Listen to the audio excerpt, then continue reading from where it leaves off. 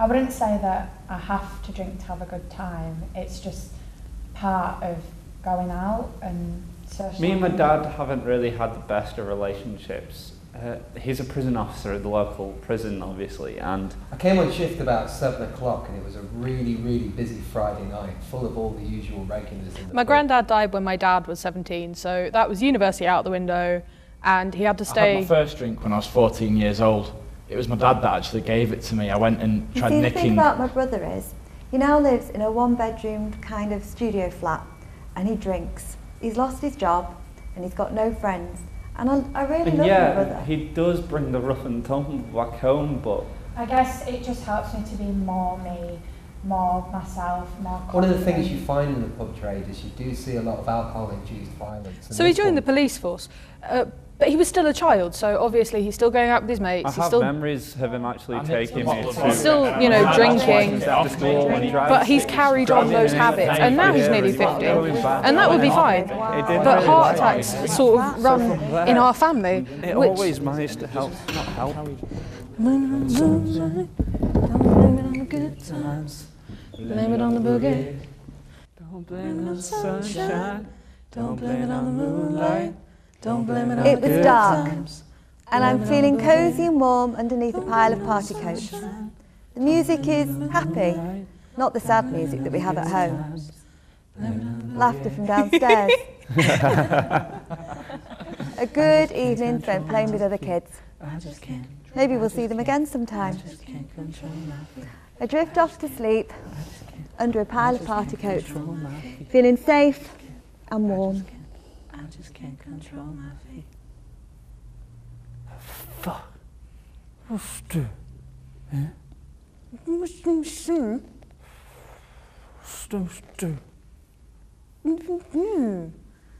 I wake up. There's no music. I think I can hear an argument downstairs. I can't hear my parents. Oh, please don't be fighting. Mum's always fighting. If I can't hear my parents, then who can I hear? I strain to hear their voice. She's not there. I come out from under the pile of party coats. I open the front door. On the landing, it smells of cigarettes, booze, party. Smells like home. I sit on the stairs and listen. So I was called into a house and a neighbour had complained saying that the parents had arguing over the night, but the mother then suddenly went upstairs and started yelling at the daughter, and this kept on going on for a little while, and then suddenly there was just silence. So I came up to the house, noticed in the recycling bin there were a few bottles of wine, not many, not enough to be like that, but not much. So I went into the house, everything looked nice and clean, nice and tidy, everything was how it should be, and there was plenty of food, so it all looked really well kept after. I started talking to the mum, and she said that she was concerned that someone had complained saying that what had happened, and saying that, yeah, they do drink, her and the father, but they only drink sociably and only one glass after work, as everyone does. So I didn't really see much wrong with that. I went upstairs, started talking to the daughter, who was on her bed, being nice and still, but still playing with her toys and everything. When I did ask her some questions, she answered them in an intelligent and really well-mannered for her age. So I didn't see anything of that. I was suspended a few weeks later, and a friend of mine took over the case. He found out that after I left that night, the mother came and started yelling at the daughter, saying how everything was her fault, how me coming was her fault, and telling her to get to bed. The daughter couldn't. She had a broken leg and couldn't move. The mother then just slammed the door in the daughter's face and grabbed herself a large glass of wine. Someone please tell me how I didn't see that. Please, someone tell me. I know you were proud of me when I got the promotion. It was just after my 30th, and when I rang to tell you, you laughed.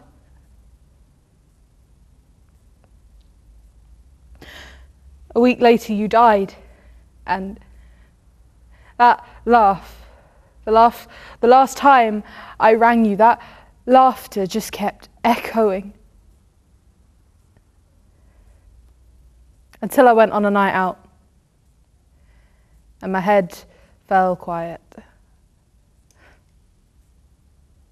I went to the doctors and they gave me sleeping pills, but tablets weren't working, and then that bottle of wine couldn't hurt, and then the one next to it, and before you know it, my head fell quiet. No laughter, just silence. I started getting stomach pains, like cramps, but worse, and that coupled with the unwillingness to get out of bed in the morning, and I just stopped going into work. I couldn't face it. All those people who weren't hurting like I was. But of course, without work to keep me occupied, all I could hear was you laughing at me. And I had to shut you out.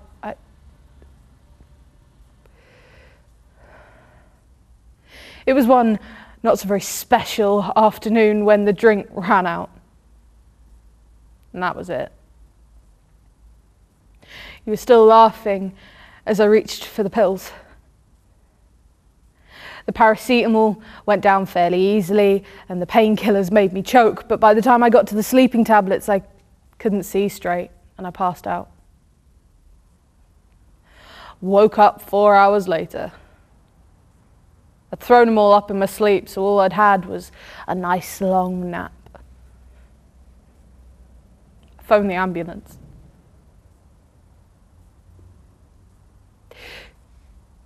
You wouldn't be proud of me anymore. I'm not proud of me anymore.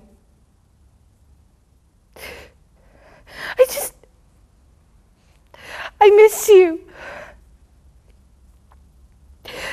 I miss you so much, Mum. I love my little girl more than anything. She was the best thing that ever happened to me. I mean, obviously I'm a bit of a young mum, but her dad left before she was born, but we get on fine. I try my best. I mean, I'm up at 6 o'clock every morning, don't get to bed till 10 at night, and sometimes, you know, I just need a bit of time to wind down. I'm still young, I still like having a drink now and again. So I go around to my friends, and I'm not a bad mum. I mean, I wouldn't just leave my little girl with anyone. So I always take her with me so I can keep an eye on her. And yeah, I went to my friends a couple of weeks ago. She was having a bit of a do, and went round, and I was having a few drinks, and Alex was there, a guy I was seeing a few months back, and I didn't talk to him at first, but got talking to his friend Glenn on the sofa, and I mean, he was a thoroughly nice guy. We must have been talking for at least 40 minutes. You know, he was a laugh, and Alex came in the room and wanted me to go upstairs and talk to him, and you know, I spoke to Glenn, everything was fine. My little girl was like pretty content just on the sofa. So I went upstairs to speak to him, and yeah, I shut the door so we could have a bit of privacy, and I must have fell asleep, and I came down in the morning in a bit of a panic, but she's such a little angel. She was just asleep on the sofa, quiet as a mouse, and I scooped her up and took her home. And a couple of days later, one of the women that was at the party came round. I didn't recognise who she was at first, but she said she thought she should tell me that when I went upstairs to speak to Alex, Glenn tried touching my little girl inappropriately, and well, I couldn't believe it, but she said she was calling out for mummy, and obviously I wasn't there, and I just didn't know what to do. I mean, if I go to the police, they're not. I'll get blamed for being a bad mum and for bringing her with me, and I'm not a bad mum. I'm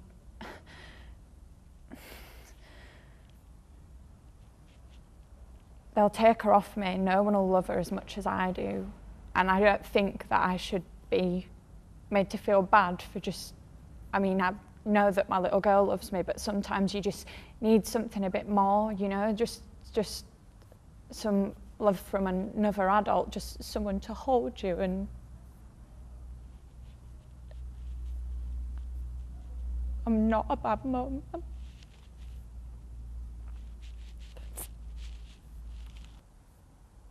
I wouldn't say I've got bad parents. I wouldn't say that. It's just, it was my sister that brought me up, you know. My dad, he works 6 days a week, and my mum, well, she'd like a drink while me and my sister were at school. So it was my sister. She'd get me up, she'd get me ready, make my dinners, make my tea when I got back. They used to argue, her and my dad.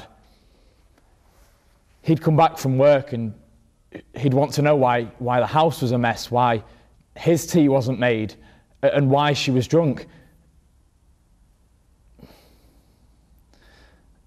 We used to go up to the attic as a means of just escaping. We'd play board games, we'd do anything just to try and block out the arguing. As I say, I don't blame them. I was really young. I was about 5 or 6. My sister was around 9.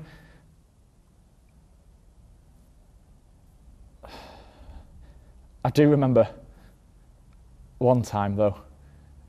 Dad comes home and they're arguing more than usual, and she's screaming at him. She's screaming, saying, "Go on, just kill me."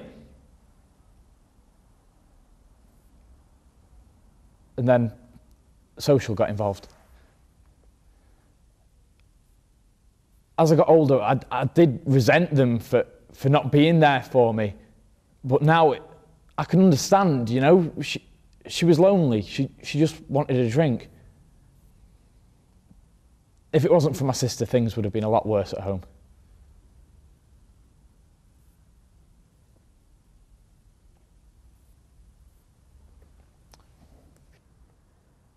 I had a fall back at my flat. I live on my own since my wife passed away a few years back. And you know, I don't bother anyone. I have my bottle of cider and I watch me telly. There's a young lad, Danny, it lives down where I always give him permission to go get me a bottle with my pension money. And all right, I admit, I've not been looking after me son and skipped a few meals and, all right, pissed me son a few times, but I'm an old man, you know, you expect it. So I had this fall and hurt me hip.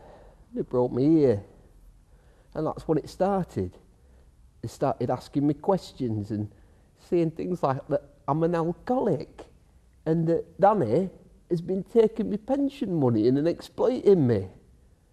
And now they're saying that I'm going to have to go into supported accommodation, that I can't live in my flat on my own, and I don't want to. And I don't like it in here. I don't know anyone, and nurses come around and they give you stuff, and I'm scared. I don't mind admitting it, I'm scared. And I want to go home. I mean, you are going to come back and see us, aren't you? You are going to come back and see me. I mean, I don't like it here on my own.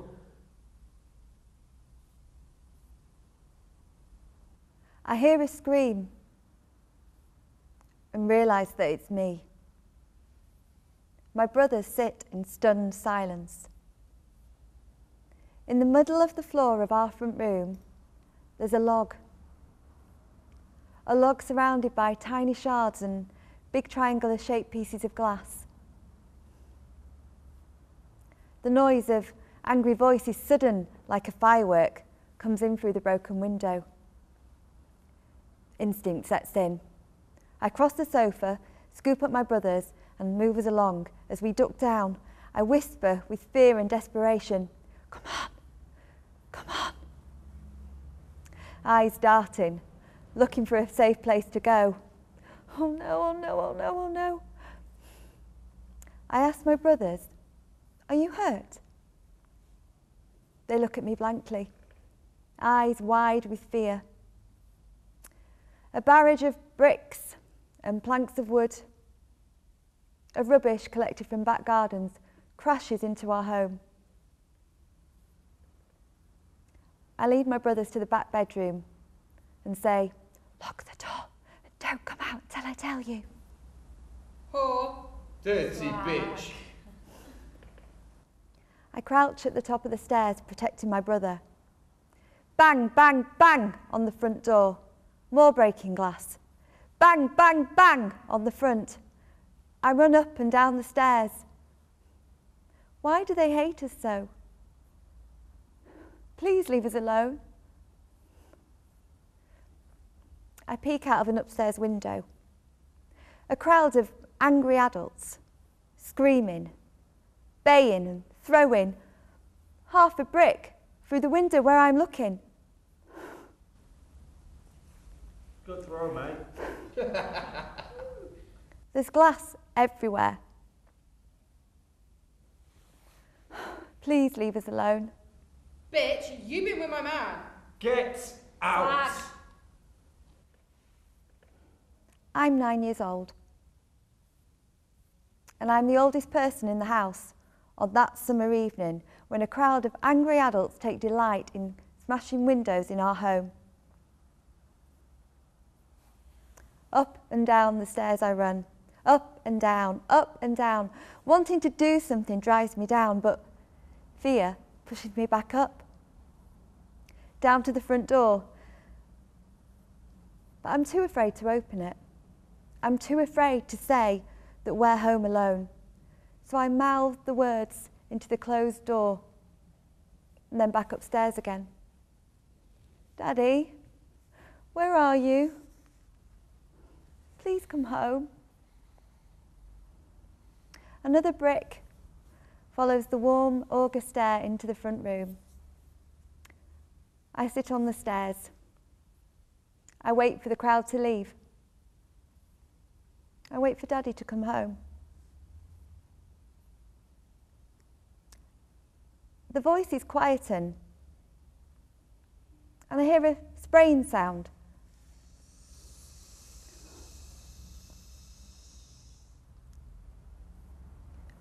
I am unable to do anything but let my heart break.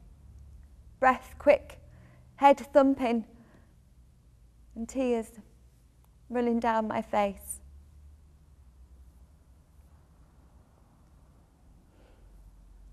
I wait. I wait for the crowd to leave. I wait for Daddy to come home.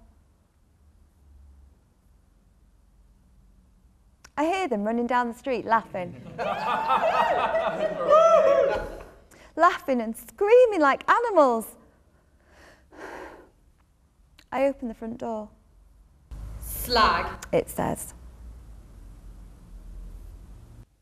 Early morning, there's a taxi outside our house. An angry man's voice. Mum has her shoes in her hands. Pay up or I'm calling the coppers.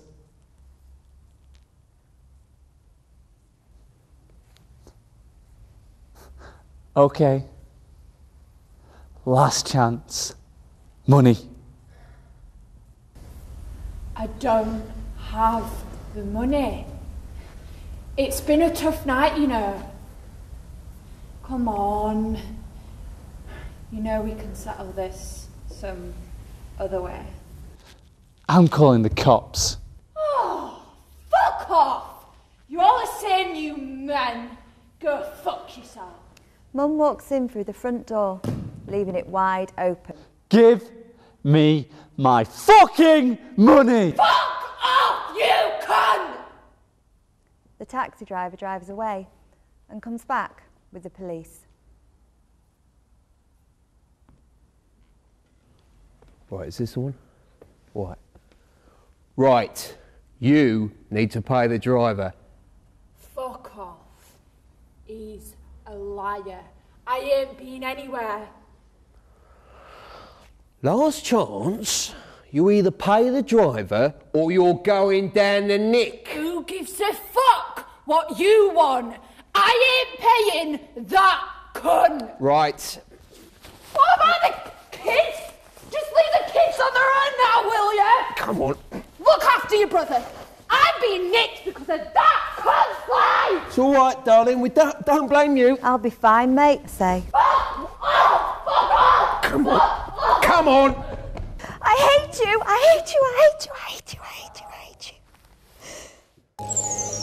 you. The University of Huddersfield, inspiring tomorrow's professionals.